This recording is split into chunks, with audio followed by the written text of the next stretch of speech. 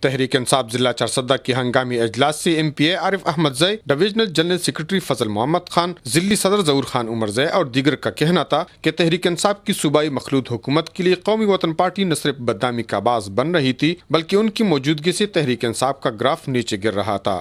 عوام نے تحریک انصاف کو کرپشن کے خاتمہ اور میرٹ کے نام پر ووٹ دیا ہے، جبکہ قومی وطن پارٹی کے کرپٹ وزراء نے میرٹ کی دجیاں اڑا کر کرپشن کی نئی داستان رقم کی ہے۔ تحریک انصاف کی حکومت عوام سے کی گئے تمام وعدے پوری کرے گی اور پارٹی منشور کے تمام اہداف حاصل کرنے کے لیے اپنی جدوجہد جاری رکھے گی۔ قومی وطن پارٹی کے کرپٹ وزراء کو فارغ کرنے سے پاکستان کے پارلیمانی تاریخ میں نئی باب رقم ہو چکی ہے۔ اب مرکزی حکومت کی باری ہے کہ وہ تحریک انصاف کے نقش قدم پر چل کر کرپٹ وزراء کو فارغ کر دیں۔ ان کا کہنا تھا کہ عنقریب چارسدہ سے ہزاروں کارکن سروں پر کفر باندھ کر نیٹو سپلائی زبردستی روکیں گے۔ اس موقع پر ایک قرارداد کے ذریعے عارف احمد زئی کو سکندر شیرپور کی جگہ سینئر وزیر مقرر کرنے کے لیے صوبائی حکومت سے مطالبہ کیا گیا۔